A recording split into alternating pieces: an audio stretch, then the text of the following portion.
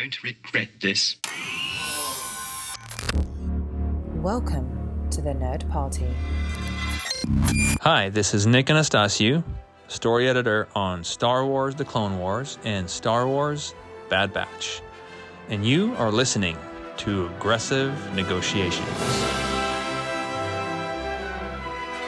Welcome to a very special edition of Aggressive Negotiations. I'm one of your regular hosts, Jedi Master John Mills, and I am joined as Jedi Master Matthew Rushing is off on a special assignment gathering Porg blood samples to see if they could become Jedi.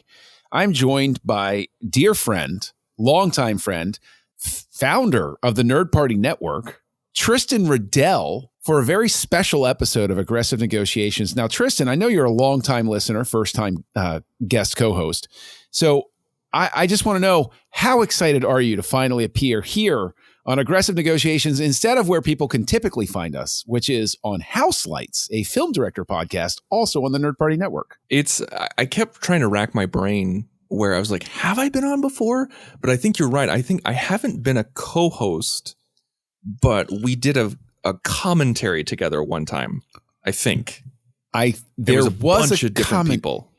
Yes, I think there was like 5 or 6 people, and you and I had a discussion about nutrition and whether sons grew taller than their fathers in that discussion. So go ahead, audience, and look up for all of the interesting biological conversations we can have here on Aggressive Negotiations during that conversation about The Force Awakens.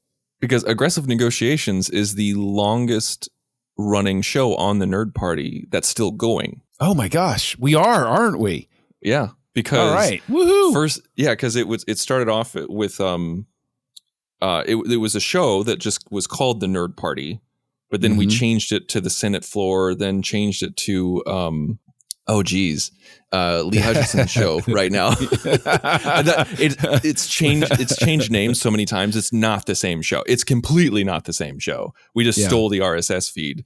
But then it was like, quote unquote, the Nerd Party hooked up together with Aggressive Negotiations. We started the network, the Nerd Party Network. And then we added on the third show that I started with my wife called Nerd Nuptial. Which was delightful. Thank you. And that just we just kept adding shows onto that. And so like Senate Floor is completely different, not the same show at all, but Aggressive Negotiations has stood the test of time. We have stood the test of time. That is pretty amazing. I had never thought of it that way, and I appreciate that. And it's Filibuster is the show that you were trying to think of, and also the A24 project. So we love you, Lee. We love you, Lee. It's just like, I know that it was Nerd Party, Senate Floor, then Filibuster. But the thing is, it's just Lee and Dallas have made it their own. Like it was like Filibuster is such their own thing that I don't even see it related to the Senate Floor or the original Nerd Party show at all. That's why I had such a hard time thinking of it. You know, and the thing is, you mentioned that Aggressive Negotiations, we're the unchanging bedrock cornerstone upon which the foundation was built. And changes are, of course, the topic of tonight's show. Yes. There you go. Sorry. See, I go for the Black Sabbath. I'm going through changes. We're going to talk whenever you're listening to this about the special edition changes, because it's a contentious topic that Tristan and I often tease each other about on our tease. Lovingly engage in banter about how right or wrong one of us might be about accepting or rejecting certain things about the special editions of the Star Wars films, specifically the original trilogy. And I don't know if you remember this, but this I think the special edition Blu-rays, not the 4K Blu-rays, but the Blu-rays, the special edition Blu-rays was the pseudo beginning of our friendship. Because we had talked to each other. You know, we were mutuals on Twitter and everything like that, but we had kind of a contentious conversation. Yes, we did. Yes, we did. The Blu-rays where I said, I was like, I think I'm probably going to wait. Like, I'm going to hold off on buying them because they changed them once again. And I remember you responded succinctly with your loss. I'm known for getting to the point. And I was like, and at that time I was like, what a jerk. I was like, I didn't, and I replied with, I was like, I didn't say I was losing out on him. I was just holding off on it. And it kind of made me reevaluate some things, where it made me realize that, like, once we started talking more and more, I realized how great of a guy you were, and how communication and understanding that there could be miscommunication is so key in text-based social media. Oh, is it ever? It leads to many, many hilarious hijinks through time.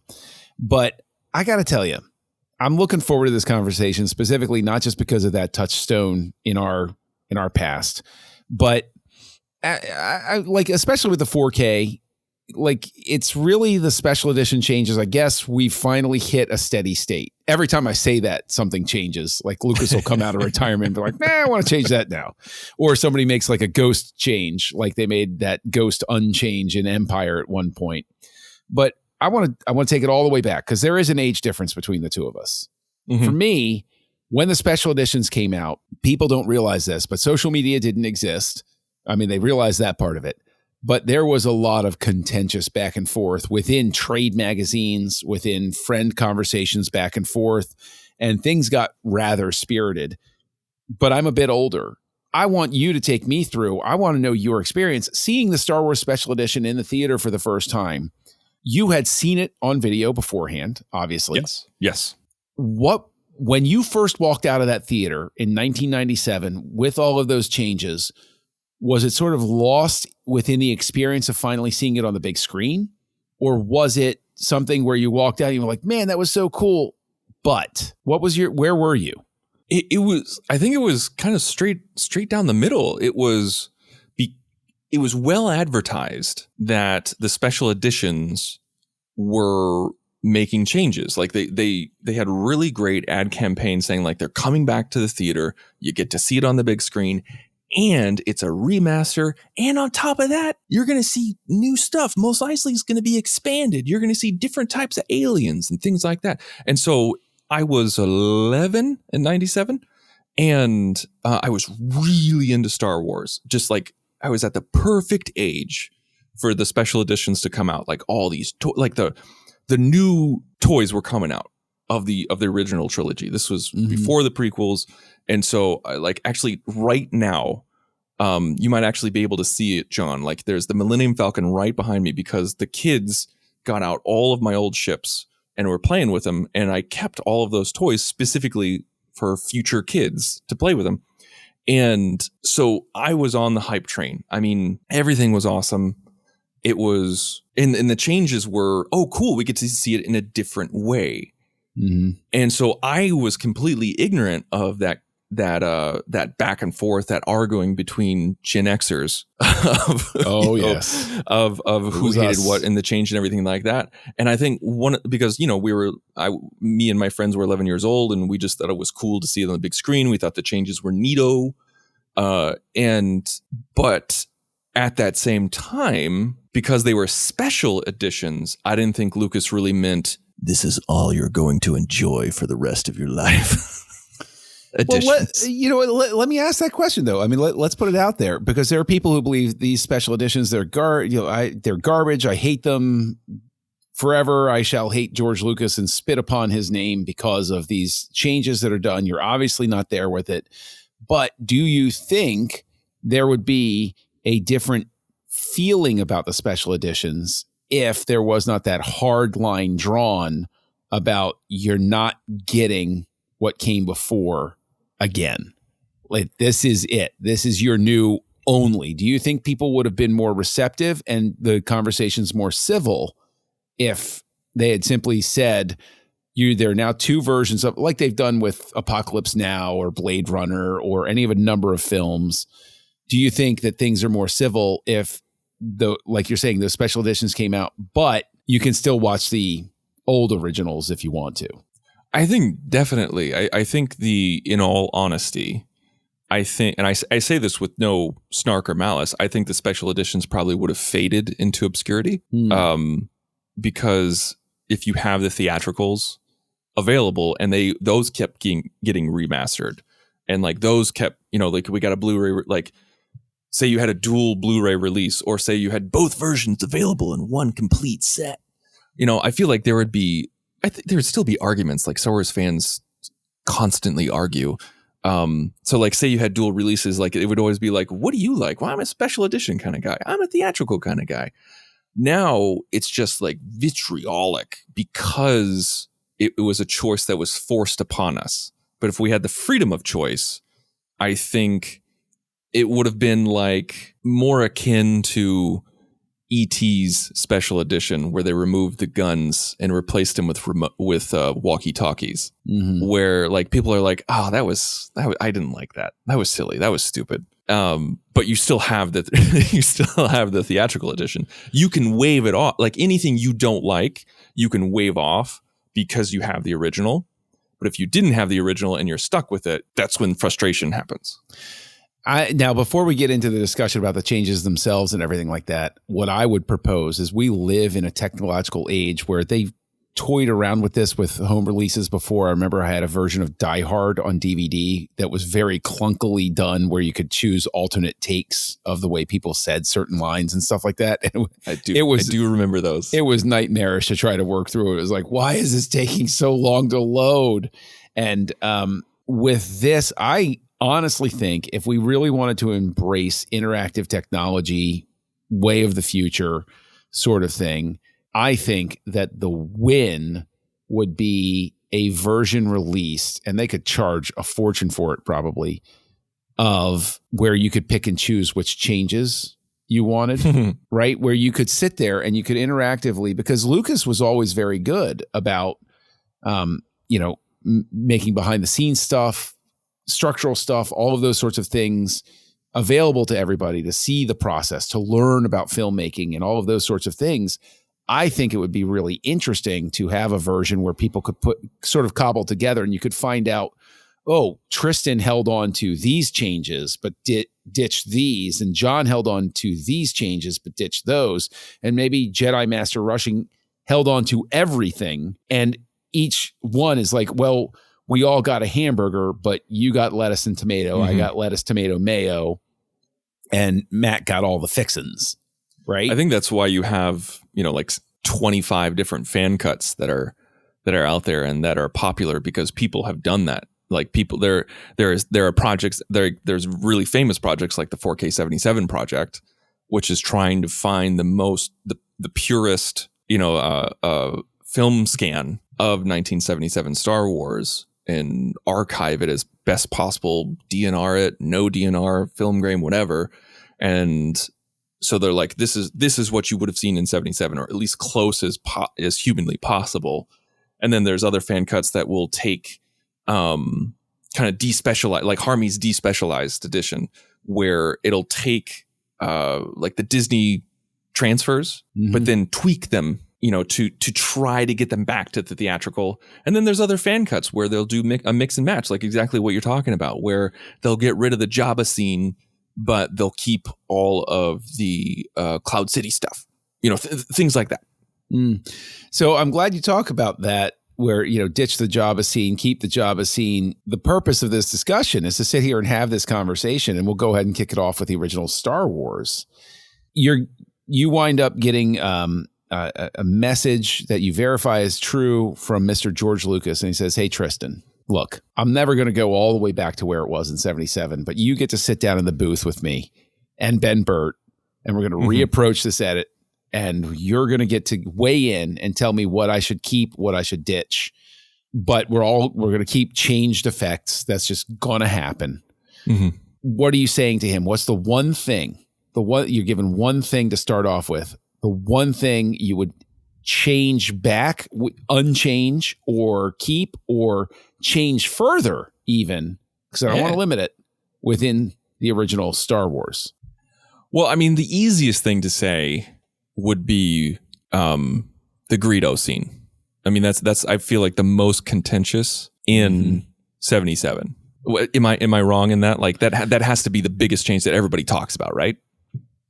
Yes, I remember in 97, I teased the scene and I said to other friends who were very outraged by it, I was like, listen, the entire movie doesn't die because of this scene. But yeah, that looked a little dodgy. I'll go in since you tossed it over. I will say that it's actually the Blu-ray version back in, what was it, 2011 or whatever, that got it right. I was like, this is a steady state. I can live with 97. It didn't work. 2004, it wasn't quite right.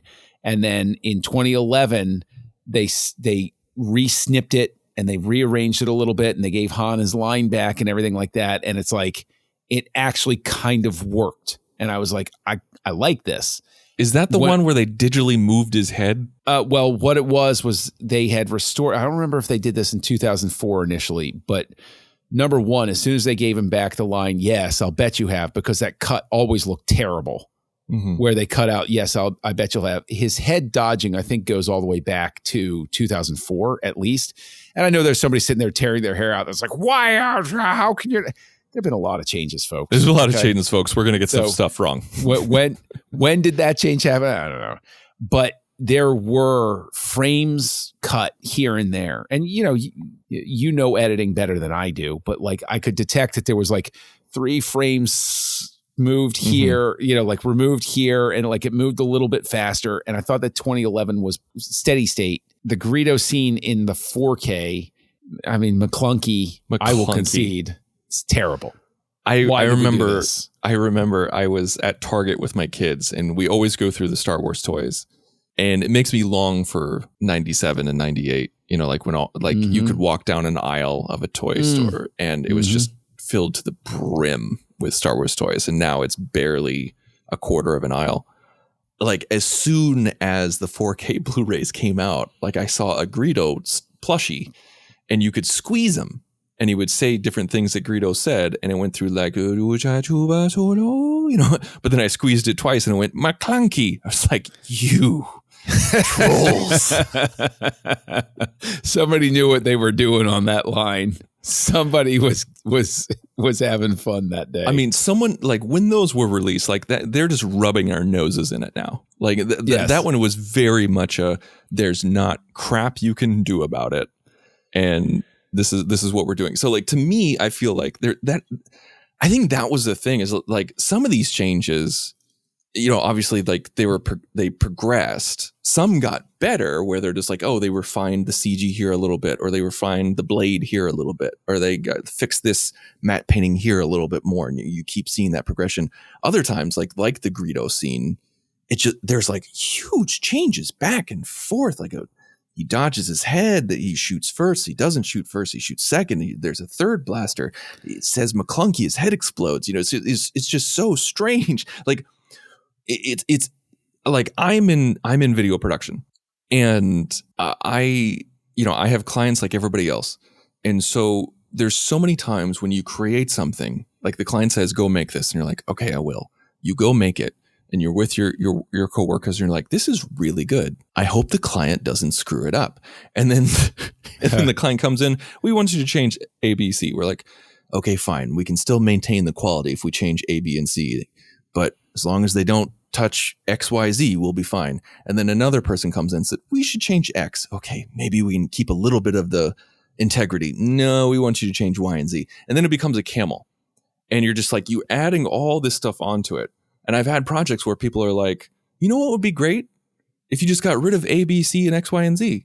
You're like, oh my God, why didn't I think of that? That's what I thought was going to happen with Greedo and Han, where all of these changes were going to be made. And then we're going to come out with like the 8K release. And it's going to be the theatrical edition where, Han is the only one who shoots. Because it's not even Han shot first. Han was the only person who shot in the theatrical edition. Yes. And this is where I get the most controversial, and get your pitchforks and torches ready, folks. At this point, Mr. Lucas comes to me and says, hey, one thing, you can just whatever. I will do whatever you ask me to do because you've been a super fan since you were 3 years old, and you deserve this, John Mills, because you're awesome. Okay. I would actually excise the Greedo scene at this point.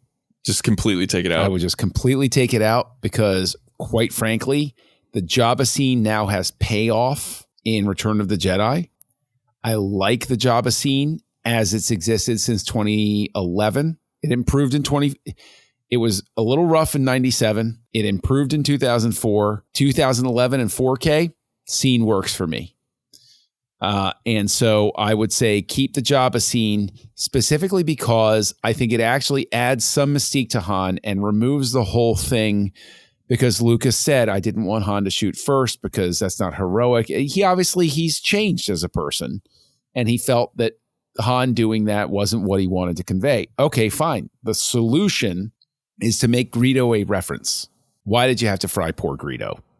Mm-hmm. And so this is something that happened in the past, not 2 minutes ago. And therefore it adds this more to the sense of history. We didn't see him dump the spice either, when he got boarded by Imperial people. Like, it's just one of those things where, you dump the spice, you killed Greedo. Come on, Han, what's going on? And in the context of that, scene works fine. I would actually just ditch Greedo entirely. If I had to choose between McClunky and not seeing the scene, I would choose not seeing the scene. I think you're right. With my back against the wall. But it was Welcome to Aggressive Negotiations, where we force people to do things they don't want to do. Yeah, I think you're right. Like, with the Jabba scene, it doesn't need that. It also, we don't get that double line read, right? Where like Han says, like, even I get boarded sometimes. You think I had a choice? And it's the exact same line, not just the exact same. It's the exact same take, and it's infuriating on so many levels. And also, side story. So, my wife is a huge Star Wars fan too. It's one of the things that we connected on when we first started dating. And I got a hold of some primo quality theatrical scans of Star Wars 77. And so I said, it was like, hey, we need to watch this together. And we get to that scene and she's like, whoa, what? Han shoots first? And there was no irony in her voice. She wasn't being sarcastic. And she's also not online. Like, she doesn't have social media. Mm-hmm. And I just started laughing. I was like, wait, whoa, yeah. What are you talking about? She didn't get into Star Wars until the special editions. Mm-hmm. She wasn't a big, it was Star Wars fever in 97. And I remember posting this story online, and a mutual was just like, we as a society have failed your wife. Well, it's interesting though, because did she feel it made Han's character more interesting to have him be the one who just shoots and gets it done? Did she just naturally like that better? Yeah, her favorite character is Han Solo. She's a big Harrison Ford fan, and she had a Han Solo. Yeah, I know. She had a Han Solo cardboard stand-up in her room when she was in middle school. Strangely, so did I, but in college. And so she loved it. She thought it was more true to the character in her opinion, because she's like, he's the rogue, he's the bad boy. Of course, he's establishing that he's the bad boy. And this is how he does it. And I never really thought of it as being like a cold-blooded killer or anything like that, because I'm just like, he's under gunpoint. Right. If Greedo was just like sitting there saying, like, you know what, you're in trouble, I'm going to tell Jabba on you. And then he shoots him in the face. Yeah, that's deranged behavior. Greedo has a gun in his face. Yes. I'm sorry, but here in this country, no. No, I think that it's actually kind of self-defense regardless of any other take on that. But we're sitting here, we're focused on Greedo. There are obviously other changes. So let's broaden it out. There's no limit now. What are you unchanging and what are you taking further if Mr. Lucas is sitting with you and he gives you this opportunity? Well, so like, to move on, because I think we needed to get over that hump of Greedo and my goodness, Han. yes. Like that's a big deal. It's a big deal. So we needed that conversation. But to move on, like, that's the biggest one that I would change. I would be like, okay, put it back to the original. Because if I put that back to the original, I'd get rid of Jabba just because of that dual line. If that dual line wasn't there, I probably would keep it. Hey, whatever, it's fine. It didn't really piss me off or anything like that. I thought it was weird because, like, when in 97, the CGI was not ready. No, it wasn't. And also, like, no matter what Steve Spaz Williams said, it wasn't ready. It was not ready. And they were clearly just testing for 99. But I think what I would take further is make the blades consistent across the trilogy. So from New Hope to Empire, make the Youngling Slayer have a consistent blade draw and color and thickness in every shot. That's what I would do. Like that's something that has always bothered the hell out of me. And also, I'll expand that even further.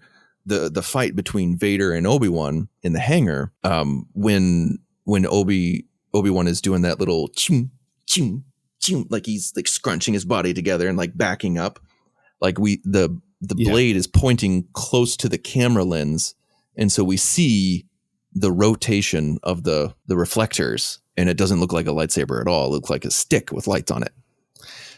Fix that. Same thing. I can't believe that's made it all the way through, even to the 4K Blu-ray. It blows my mind. You know, it's funny you say that, because a similar thing is Luke in the hold of the Falcon. You can see that the rotators a little bit. There are a couple of shots where you can see the practical stick that's on set, which is sort of like but it's also, you mentioned you're surprised that made it to the 4K. There are other things that I'm surprised made it to the 4K, because I'm one where it's like, if you're going to make changes and you're going to make drastic changes, go whole hog and have somebody like you or me sitting with you to say, okay, great, you're going to change that. Those wires coming out of 3PO's head at the Jawa Sandcrawler, why are those still there? I literally don't comprehend why they're still there, because they're burned in my brain.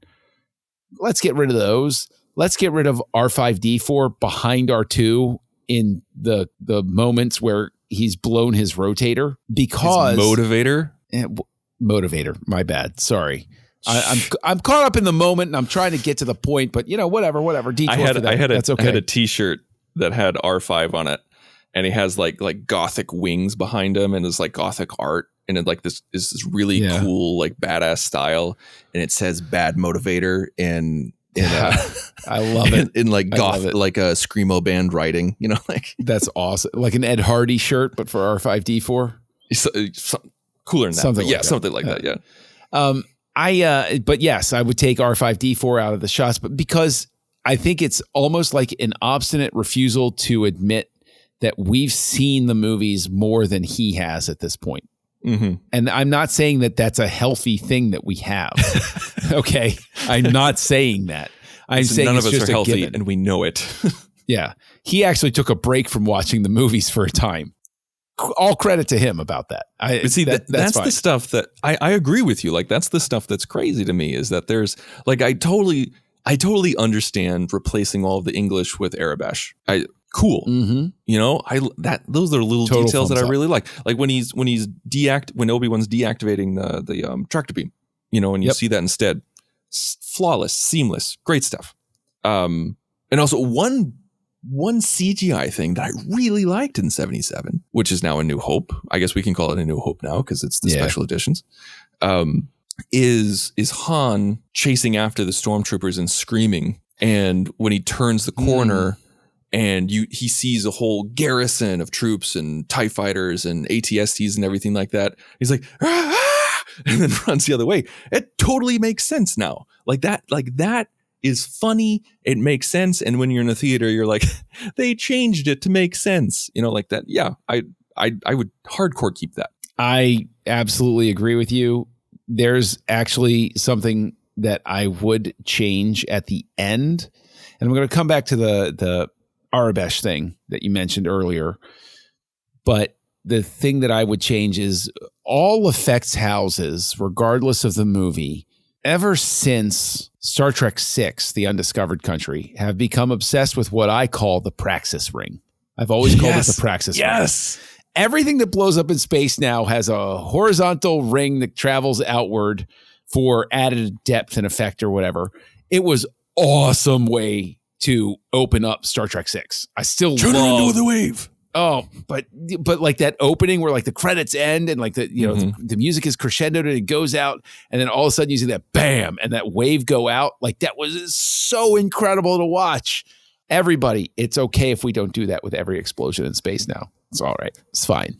We can just have something blow up I mean, why not add Praxis rings to all of the TIE fighters blowing up in the dogfight too? Right? Can you imagine? Oh my Yes, gosh. I can. I want somebody to make that as a fan cut. Like Just whenever, as a gag. Can you imagine that in like Jedi, where like all of the TIE fighters that explode have rings around them? That'd be great. Oh my gosh! And actually, when when the executor goes into the Death Star and it blows up, it can't go in a full ring. It just looks like a little rainbow explosion goes out.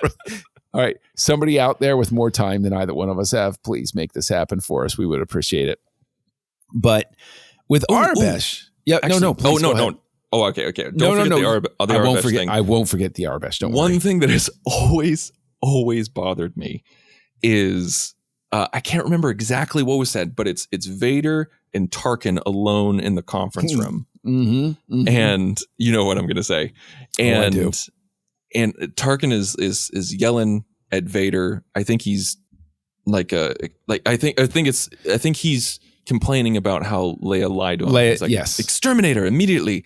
And the scene is over. They're done talking, but Prowse is still gesticulating. It's before the end of the scene. The exact moment you're talking about, is like he says something like, I told you she would be resistant to the mind probe or something like that. Go ahead and keep yelling. I can't hear you. Whoever's out there. I know I'm not getting the exact line. It was almost like I had to go to a therapist to be like, it's okay not to remember everything line for line, John. And Vader stops talking, and then Prowse raises his hand, and like you can tell he's still talking on set, and he's like gesticulating, and it's like I've always wondered my whole life, because this goes all the way back to 77. I'm like, what did he say on set? Right? Was it like, so let me choke that girl to death? Okay. And then Tarkin gave his line. I'm telling you, man, it's once you notice it, it's maddening. Like there's so many things that once you notice it, you cannot unnotice it. And that is definitely one of those things. Yes, it is. But, going back to the Arabesh, you had actually already broken the seal in reference to Empire and Jedi. And I'll go ahead and move into the other ones from unless you're not done with the original Star Wars. No, I think Mos Eisley could have been toned down a little bit. I think if they expanded Mos Eisley the way that they expanded Cloud City, I think that would have been pretty cool. Like if they did set extensions, a few shots here and there, but like not added in like a new run of Luke's speeder going through and like the robot hitting the other robot, the whatever that thing is called, the Ronto walking in front of the Ronto walking in front of the camera. Also, the CGI aliens stick out like a sore thumb, and it erases some really great prosthetic work. That kind of bugs me. But I'm all for expanding Mos Eisley and making it look like a bigger place, like they did with Cloud City. Just not that detailed. So scale that back, but not erase. See, I wouldn't necessarily scale it back, quote unquote, but it's puzzling to me where if you're going to continue making changes and refining the Jabba effect, obviously it doesn't look the way it did in 97. I would have given another pass to Mos Eisley because those effects still look like 97 effects. Yeah, if George Lucas was sitting down with me and said, "No, we're keeping Mos Eisley, what would you change?" I'd be like, "Holy crap, add some more texture. Just refine what you were doing." Just the land speeder itself going through town. Come on, we got to take some refinement passes on that. Also, the loader bot, like the guy who looked like a proto Bender. Flexo really, but Flexo really close enough. I would give him another pass. Dirty him up a little bit. He's too shiny, like that kind of thing. Yeah. So, but as I was talking about, we broke the seal. We already referenced Empire and Jedi. That comes back to the Arabesh. I love, like you said, with the tractor beam, changing the English to Arabesh. Perfect. Great. Love it. 100%.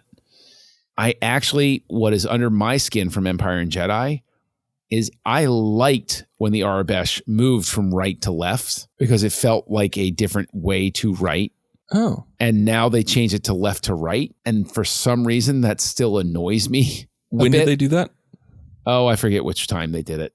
I don't remember that at all. Yeah. And it's one of those things where I'm like, I don't know if it's an assembly error. I don't know if it's something where they were putting it back together and somebody said, oh, no, they're used to writing English. And so they're like, oh, well, I'll write it left to right, because I always liked that it moved from right to left, because it had that sense of not even on Earth does everybody write from left to right. There are cultures that write from right to left. So it made sense to me that that would work.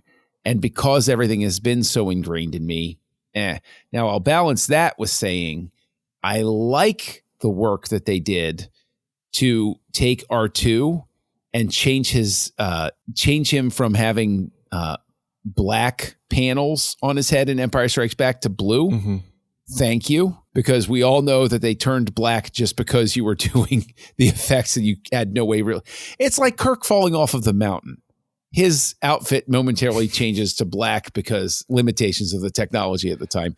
And I want a special edition of Star Trek 5. So. Speaking of that scene, I cannot remember, but there was English. Oh, R2 was speaking to Luke.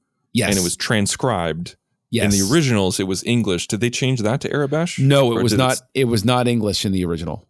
Yes, it was. It was? It was. I remember in 1980, it was the original? It was English?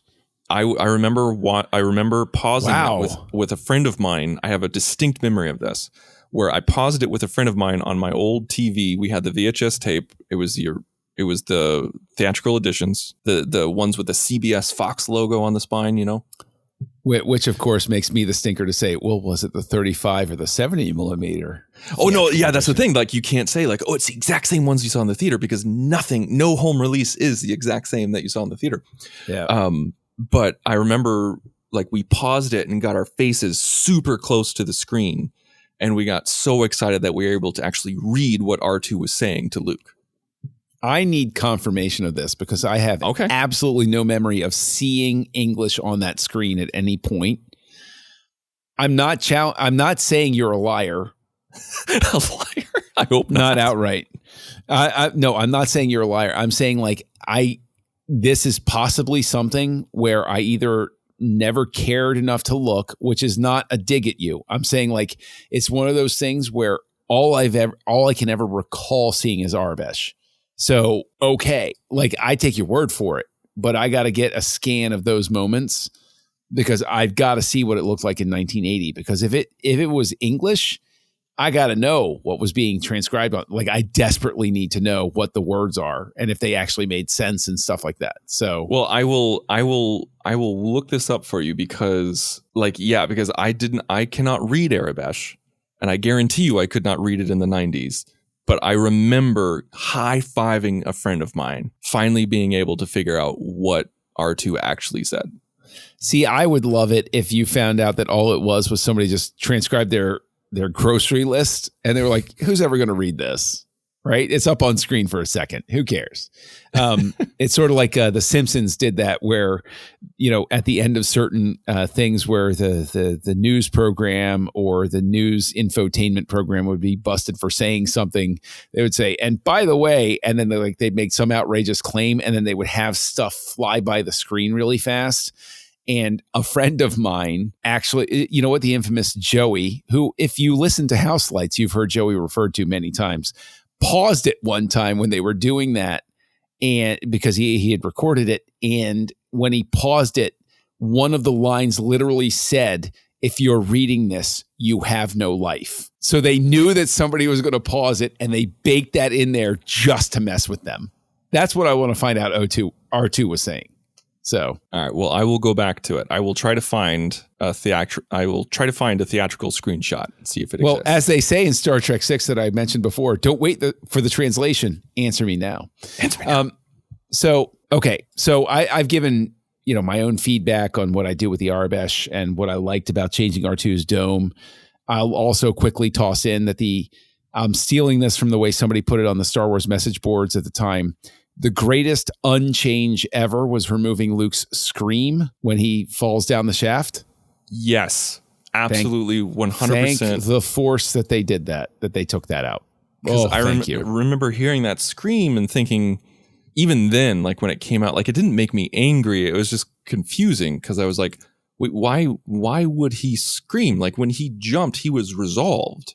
Right. It's like, this is happening. This is what I'm doing. I'm accepting my fate. He thinks he's going to die. Yeah. Yeah, he doesn't think he's going to live. He thinks he's going to die. And he's okay with it. He's like, this is the better choice. Right. Yeah. Perfect. Yeah. That was one of those, like, and that was also a sign where, like, some of us were like, oh, if they can unchange that, what can they unchange in the future? Yep. That's true. That's true. But what would you unchange, or what would you take further with The Empire Strikes Back? There's very little that I would change with the Empire Special Editions. I remember, like, I would watch Star Wars, and, like, when I showed Star Wars to my eldest, like, I got a lower quality transfer just so I could show her the theatrical edition. I was like, your first viewing of Star Wars should be theatrical edition. But with Empire, I was like, we can just watch it on Disney Plus. It's fine. Because I think that the changes are so minimal that it's okay. Like, I absolutely love what they did with Cloud City. I think what they did with Cloud City was perfect. I remember Lucas talking about how he felt like Cloud City always felt kind of claustrophobic. You know, like they did what they needed to do. They couldn't have the type of windows and the green screens constantly moving around like they do today. And he was right. Like, you know, going back to the original theatrical, you're like, it does kind of feel claustrophobic just because, you know, you're used to the special editions. It's still pretty, but it has nothing on, like, seeing the outside elevators, the sunset, just the everything flying around. I love it. And also, I really like the Wampa too. I do. I think that the Wampa moving around was great. What do you think about the Wampa? I like the Wampa. The only thing I dislike about the Wampa, and this is because this is one of those things where it's just burned into my retinas at this point. It'll probably be among the last things I ever see before I die, is all three of these original, actually all six of the Lucas Star Wars movies playing in front. Like, God will be like, all right, you get this on repeat one last time. And that's the last second of life that I have. But the lighting key is a little off. So if I were sitting with Lucas, I would dirty it. I would find some way to, in post, dirty it up a little bit to match the dimness of where Luke is. I also think that some of the sense of place of the Wampa is a little bit lost in terms of where he is in relation to Luke.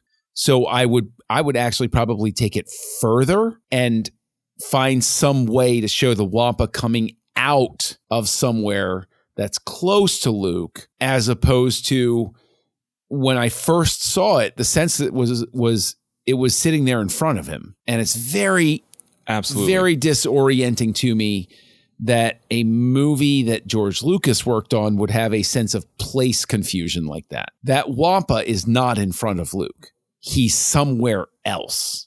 Or she. I don't know whether that Wampa is a he or she, right? But, like, that Wampa someplace else, okay, where's it coming from? I would try to find some way to adjust a little bit and also dirty up the picture a little bit, because it is very obviously shot way after 1980. It's just too clean.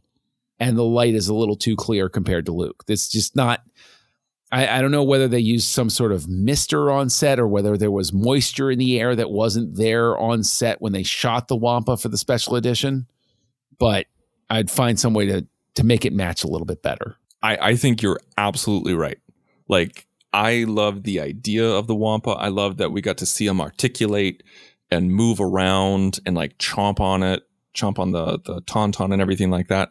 But you are 100% right about the on-screen geography and placement and how it's clearly shot. It's clearly an insert. 100% right. I think that is one place they could go a little bit further with the change. Like, I love the change, keep it, but you can go further with it. Absolutely. You look like you were going to say something. I was going to say there's one other thing that I would take further to get it closer to where it was, which sounds so weird. But one of my favorite line reads in the original trilogy, in the original Empire Strikes Back, is when it cuts to Vader rounding the corner with everybody following him. And he simply growls. He just goes, "Bring my shuttle," right? You get this sense that Vader, whatever is in front, anybody who gets in front of him, who talks to him, who does anything, somebody sneezes behind him, he's going to murder them. I love, and it's changed too, and for my Star Destroyer to prepare for my arrival, which was a discarded line that they had recorded from the original Star Wars and brought forward because they could repurpose it. So it actually doesn't sound quite like 1980 Vader either, which is a nerdy thing to fixate on. But hey, I like to fancy myself a sound guy, but I would change it back to bring my shuttle and show the shuttle landing instead of already being on the landing pad. That way I get my line read back and I still get to see the shuttle taking Vader away, which was the whole intent of that. That gets me to my happiest possible place. My question was teeing that up for you. Oh, sorry. Go ahead. my bad. It's a weird thing to fixate on, isn't it? Like, I don't think it's a weird thing because like simple line reads like that are important. I think it can convey a moment, especially with Vader, because Vader mostly has his voice, but when he doesn't have his voice, when he's not speaking, you can project what you want on him or what you think the feeling of the moment is. And so, no, that's very important. Like, to me personally, I don't mind the prepare for my arrival because I love the line read itself, and I wasn't emotionally attached to the bring me my shuttle. I think both are great, but like I think the bring me my shuttle showcases the anger, but the prepare for my arrival, I think, showcases his disappointment. And I hear you. That's where I'm from. I hear you on that. And I just have a very odd, maybe I have deep-seated anger issues, and that's why I respond to him growling as he comes across, just to be like, I want to kill everybody. Like, I love that line read. Also, this just in, folks, I am looking at a theatrical reconstruction of The Empire Strikes Back right now, and I am in Luke's cockpit, and I am zoomed in super far, and it is Arabesh. Yes! Victory, John. So what the hell was I looking at? Like, did they change it for the VHS? Is it a complete non-memory that I made up in my head? I remember high-fiving my buddy. It's a non-memory, like the people that saw the making of Star Wars narrated by William Conrad in the 1970s that had shots of the cutout big scenes that insisted that they saw Star Wars with bigs in it. And all of us said, you're out of your damn mind. That's not true. Which actually, before we go to Jedi, I want to share a funny non-memory sort of thing. One of my favorite things, and I'm sure that it would play poorly for me on social media if social media had existed at the time. One of my favorite things in history has always been to go to a bookstore. It's my happy place. In my world, in my worldview, I should say, my life view, heaven is a giant library. And you can rent movies there too, just so you know. So it's the upgraded Library of Alexandria. Yes, it puts it to shame. And it looks like Walden Books of the 1990s. Those of you old enough to remember Walden Books, you know what I'm saying. So I was in a Walden Books with a friend of mine, and I was like, I just want to see if there were any Star Wars books that I missed that were released, because that could happen back in the pre-internet days, kids. Trust me. And so you would go and you would check the aisles because it's like, is there a Star Wars book that I didn't know was coming out? And I got there and I got in a discussion with a fellow Star Wars fan. I was like, hey, a Star Wars fan. And she insisted that Wedge died in The Empire Strikes Back because she was confusing that Wedge was Red 2 in Star Wars, but Rogue 3 in The Empire Strikes Back. And I promise you, I didn't get nasty or anything like that, but I basically just refused to concede. And I was like, trust me. Rogue is, please go home and rewatch the movie. You have to believe me on this. And it was one of those things. So I think that possibly you have one of those memories constructed for you. Just like for years, I had constructed for me in Return of the Jedi that I had seen Luke jump up and hang on to the grating in Jabba's palace when he was in the Rancor pit. And I later had to go through and say, no, I saw that in the storybooks.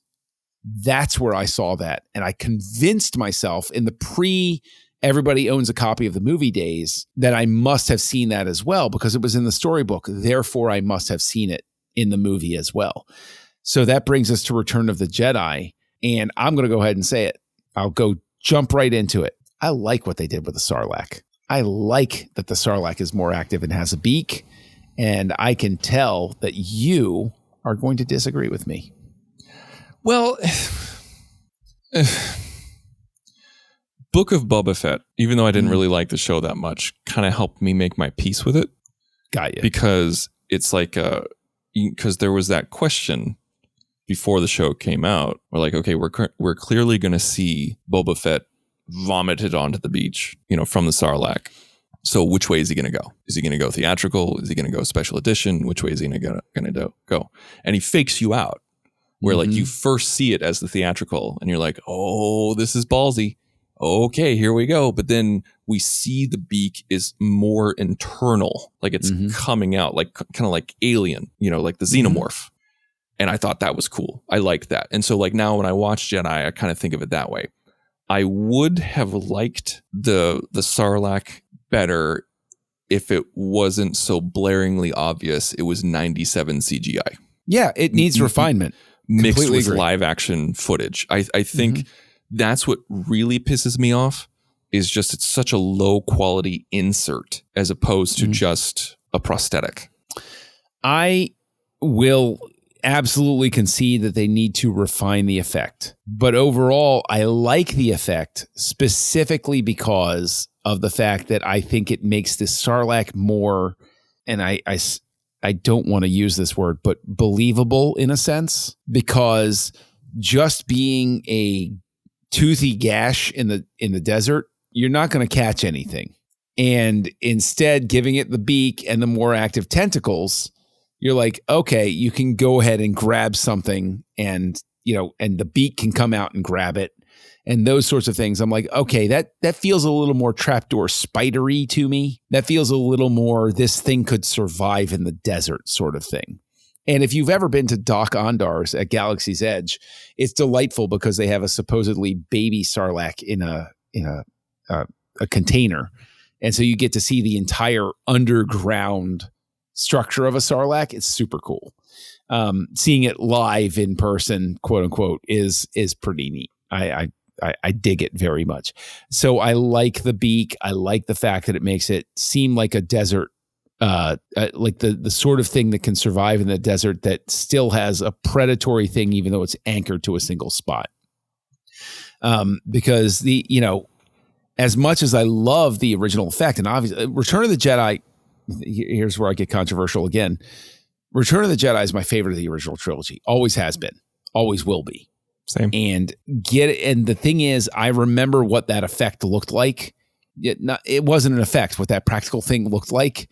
And there were limitations. So it's sort of one of those things where I'm like, if I have to live with a limitation, the fact that I wish they'd update the CG, that's the one I'd prefer to live with. So that's just where I land with it. And so you seem to be in the same spot where it's like if they would just update the damn effects the way they did with Jabba in 2004 and 2011, we can be friends again. And you're okay with that change. And maybe even show a little bit more movement in and out where you see that it doesn't just exist outwards like we did in like in the special edition of Jedi, but make it more like the Book of Boba Fett where it can go in and out, where like maybe we see it emerge, like Jabba's sailing barge like comes up on the side and we see it start to come out a little bit more, like make it much more intimidating. I think that was the intent and they just couldn't pull it off. Yeah. That's the way I read it, is that thing is usually in there and it comes out. So, okay.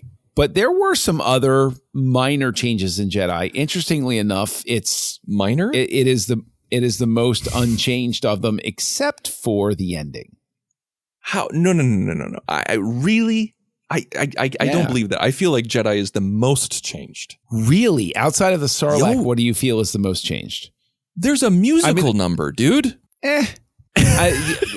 That seriously lets you know what I think about that extended musical number is I'm like, I love Lapti Nek. I love it. I grew up listening to the Jedi soundtrack nonstop. I miss Lapti Nek. Totally do. But at the same time, the musical number, I'm like, oh, right. It's that that musical number. I'm guessing you're about to go into, oh no, that's gotta go, or oh my gosh, no, your team gotta go. There's no way to make that better. Like that, to me, that is, what the hell were you thinking? Like, even as a kid, I was like, this is friggin' stupid. Like, wow. And then we have like a close up of him doing doing a big yell, hitting the note. And we see like spit dangling from his teeth. Ja Yowza is the character that you're thinking of. Ja Yowza, yes. And what Sai Snoodles is no longer a puppet. It's bad CGI mixed with live action. It's just like the beak. It doesn't, not only is it unnecessary, but I think it betrays the tone of Jabba's palace, like the vibe that he has going on.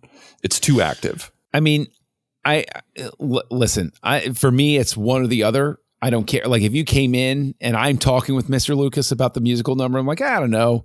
We can leave it in there. And you like kick the door open and you're like, you're out of your mind, John. No, it's got to change. I'd be like, or it can change back. That's fine. I love how you started like walking there, like, George, out of your mind. Yeah. No, yeah, absolutely. This is non-negotiable. Get it out of there. Doesn't need to be in there. And I feel like it's a weird juxtaposition with the Twi'lek dying, and then you have this musical number going on. It's just I don't know. It just doesn't fit. Oh, one thing that we didn't talk about in Empire. That, and I'm surprised that we didn't bring it up, considering talking about like voice changes and things like that, was changing Boba's voice. I'm fine with it. I never will bother me. If I hate that they erased an actor's performance, that bothers me. And if like, first I would tell George, don't do it, because you're erasing somebody's performance from history. Like that's not okay. I don't like that. If he's like, screw you, Tristan, like, I'm paying you, I'd be like, fine, okay, we're going to change it. Make Tamora Morrison. Is Tamora Morrison? Is that his name? Yeah, Tamora Morrison. Yeah. Make him read his lines more like the original. Like, it's a weird line reading, because we're so used to it, where like we get like, he's worth a lot to me. It gets you, he's worth a lot to me. Like, it's just strange. It's nowhere near as intimidating or mysterious.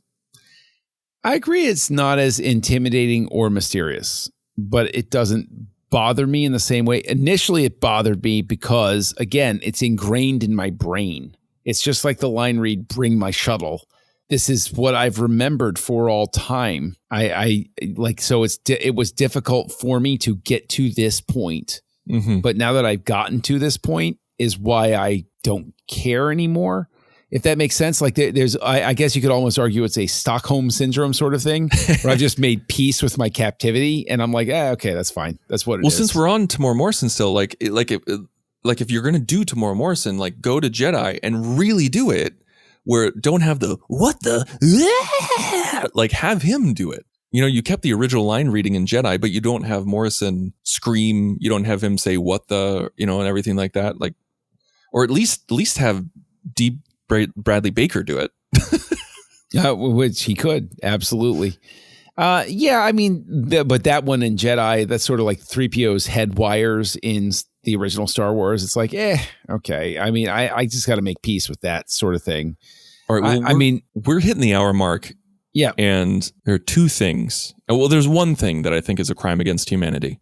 Go for it. And nope, three things. Damn. No, one thing that's a crime against humanity. All right.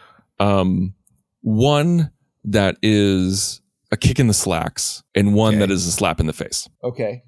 So the kick in the slacks is getting rid of the Ewok celebration song at the end. Okay. Mm-hmm. Kick in the slacks.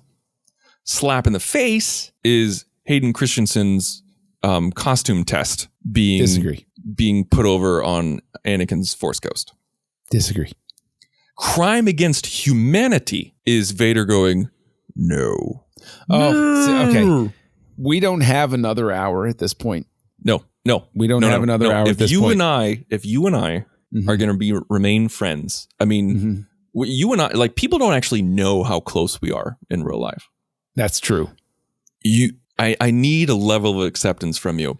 When Vader is looking at Luke, his son, and he's looking at the Emperor his longtime mentor and captor. Mm-hmm. And the Emperor is torturing his biological son. Mm-hmm. And he's screaming, "Father, please."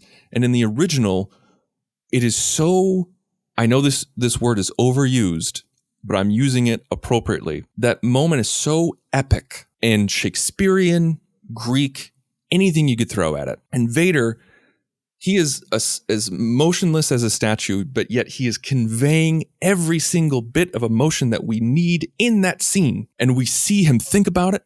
We see him contemplate it. We relive the previous 2 movies and the previous 3 that had yet to be made, all in our heads in that moment. And he decides silently to pick up his master and captor and kill him by throwing him over the side. It's a beautiful moment in cinematic history that Lucas and company took their pants down and shit on. Okay. Now I want to keep in mind, we're going to walk out of this as friends. Okay. I love everything you said about the original way the scene is done, because I love the music cue too. John Williams showed up to work that day, and he when that drum beat goes boom, and all of a sudden the music turns and upswells. That is, you want to stand up and just be like, yes, he's coming back. Who cares if he slaughtered and murdered children? It's fine. He's okay because he's saving his son. But I also wind up liking the no for 2 reasons. One of which is sincere, and the other of which is just being cheeky. The first one, I know your cheeky response. I know what it's going to be, and I'll tell you. I'll let you know if I was right. Okay. So the first part is, I like that he says no. Like, it gives a sense of like, I don't think it's necessary per se, but I like the fact that he's vocalizing in that moment, no, this will not happen. I will not let this happen.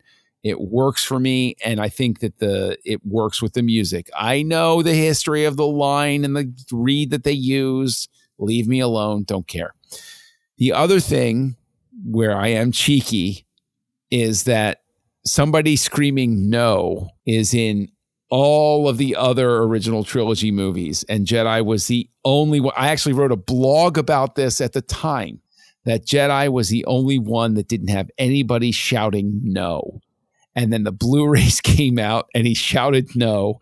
And I felt like I was responsible for it, that George Lucas read my blog and he said, yeah, that's true. Nobody does yell no. I'll put that in. And so I feel like that's a love letter to me in a strange way, because now all 6 of those movies have somebody shouting no.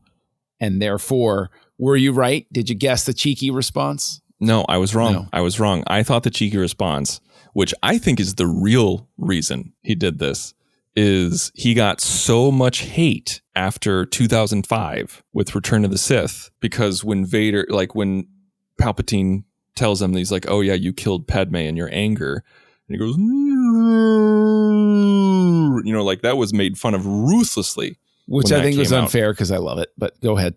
I think it was unfair too.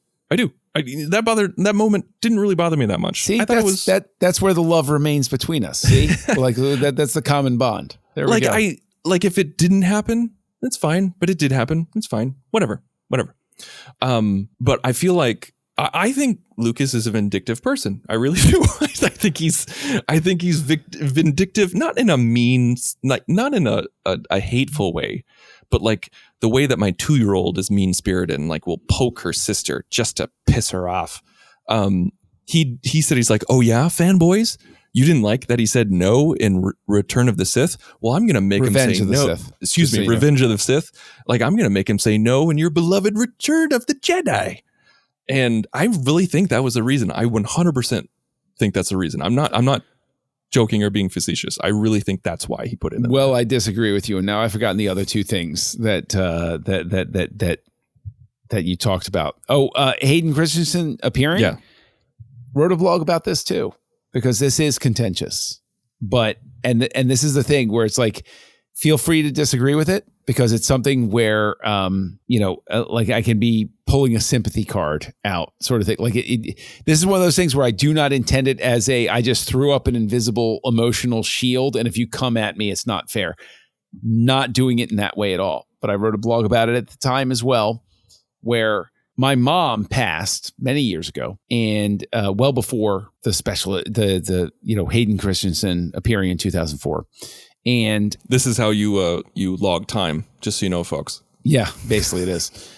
But basically, when I see my mom, I don't see the way she was at the end. I see her as I remember her, which is the moments where we had connection and love and all of those sorts of things. I like Hayden Christensen appearing specifically because it's like a reward to Luke, because Luke has never seen his father as a good person, has never seen the unscarred Anakin Skywalker, has never seen the person before he fell. And therefore, it feels like a reward to say, I have been restored as I should have been to begin with. You have given me back what I was when I was right, when the world was okay. And so I think Luke has earned it by that point. I think that it's appropriate for Anakin to reveal himself as, look, I wasn't always that hideous, deformed creature that you saw when you took the mask off. This is the real me. This is who I was before I lost my way. That is why I like it. That is why it works for me so well. That is absolutely, it could be something as pedantic as Lucas was like, oh no, I want to show the actor there now. Doesn't matter. The way I read that scene is Luke has earned the right to see his dad as his dad was a good person. Why wasn't Obi-Wan younger? Because when Luke encountered Obi-Wan was still that's the Obi-Wan he knew, and the Obi-Wan he knew was a good person who had been resolved with a lot of things. Same with Yoda. He never got to see his father at a point where, and that's sort of the last point at which Anakin Skywalker was okay with himself, if that makes sense. I think it absolutely makes sense, and that's actually what I said for years when I was trying to defend it. Like when it first came out, I was kind of like, okay, well, okay, all right, I'm like, yeah. That's when he turned. That's when he was in the light side, and then he turned to the dark side, and so that's why he would be a Force ghost, because that's when he was on the light side. And so, like, I kept. That's what I said. That's how I lied to myself. No, that's what I would say to myself. And I try to defend it with other people. But then, like, the more I thought on it, the more I tried to analyze it, I just didn't sit right with me. And then when I found out that it was just because of it was from a costume test, and that's why it just didn't fit right and look right. I think that's one of those Sarlacc things. Like if they did it a little bit better, like if it was like a full replacement kind of thing, and like they actually brought in Hayden Christensen, they should have used they should have had him do it when they filmed Ahsoka. Like they should have had him like refilm it in front of a green screen and then like plop him in. I have a feeling that if Lucas was still active, that's what would have happened. But listen, that's just where I am with it. And in terms of the Ewok song, it made sense because Williams himself said it's been re-edited. It's got different shots, and he said it has a different flow. So it was Williams's call to say, I feel like that needs something different at the end. So I'm more than okay. Argue with that. Like I can't argue with that at all. It makes perfect sense. I remember seeing that in the theater as a kid, and I'm like, is that New York? Like what is that? Yeah. And but yeah, like the song, like it's a good piece of music. It's just nostalgia based. Like I loved the Ewok Celebration song so much as a kid. Oh, I still do. Like and like you actually bought me the vinyl of Return of the Jedi, and I think you bought it for me as a Christmas gift. It was okay. Was it a Christmas gift? It was a Christmas gift. Okay, because I wasn't sure if it was because it was celebrating the birth of my firstborn, or if it was a Christmas gift, because I remember sending you video of my eldest when she was a newborn, and I'm like shaking her hands to the Ewok song Celebration. But it's just like with me, my sister, my mom, and my dad, all four of us would just like when they'd go we would all like make our faces really big and like fling our fingers out like we're doing jazz hands. And so it's all nostalgia based. Like just that's the entire reason. Hey, and the thing is, that's fine. I just want an edition of the soundtrack that has both versions on it, is what I'm looking for. Because do we not have the original? I mean the special edition. Do we not have that piece of music on the soundtrack? We do not have that piece of music on the soundtrack. And also, please, it's a whole other episode to have me complain about all of the album releases. And the fact is, like, why would you remaster the original 1983 version of the Return of the Jedi soundtrack that was so limited and only a single disc when it could have been double discs, but soundtracks weren't selling particularly well at the time. So it was only a single disc, but I listened to it nonstop so much that the record almost wore out, even though I still have it. But I just wish that they would I don't understand sometimes. Look, I'll be upfront. A lot of the marketing decisions that they make now seem really to be corporate Disney decisions, as opposed to the effortless Howard Rothman marketing decisions, where he was so in tune with the fans that he knew what to release and how to release it. That soundtrack is tantalizingly out of reach still. But it's possible, guys. Just a little bit of effort. Anyway, as we come to a close here, what I love is that we made it through this whole thing without once having an argument about Ewoks blinking, because I have no problem with it and nobody else should either. But Tristan, before we go, I want to express I'm so grateful to you for being a guest here on Aggressive Negotiations. I'm sorry it took so long, but I'm glad I had an excuse for it. And it's been an absolute delight. And I think this tees us up to have a potentially shorter episode talking about the differences between the theatrical and home release versions of the prequel trilogy. Even though there are differences that exist. So maybe we'll tee that up for the next time that you're on. But do you want to tell people where they can find you? Oh, you better have me on again soon, because by the time I'm on, I may be so surrounded by Tatooine rock face that you won't even be able to see me at all. That's true. It's potentially true. But where do you want people to find you as we close this out? Where can people find you out there in the wilds of the internet? Well, one thing that I would love is for you guys have crazy cool fans who write in all the time and who message all the time and everything like that. And I love seeing it. I love you. I love seeing you guys message the Nerd Party, message Aggressive Negotiations, send emails, tweets, Facebook messages, and everything like that. You guys are a great group of listeners, a great group of fans. My Twitter handle is @TheInsadeRobin. If you guys remember seeing English in Luke's cockpit, I want to know, like, scour the internet for me. Let me know if I'm crazy or not. I want to know. And you already mentioned where you can listen to me. You can listen to me on House Lights, Directors Podcast, where you, me, Darren Moser talk every week, and we take the works of a director and dissect them, analyze them, and it's just a great show all around. I love doing that with you. Honestly, I love House Lights. I love that as we record this, we're getting ready to talk about one of my absolute favorite films to both love and hate. And you'll just have to tune in, folks, to find out what that is. And you can find me at, if you've listened at all, you should know that you can find me as Kessel Junkie out there in the wilds of the internet. But I'll tell you what, again, I'm going to go ahead and I'm going to grant you the rank of Master. Master Riddell. What? It has been an absolute joy to speak with you. And I think it's time to close these negotiations. But do I get a seat on the council? Join the revolution. Join the Nerd Party.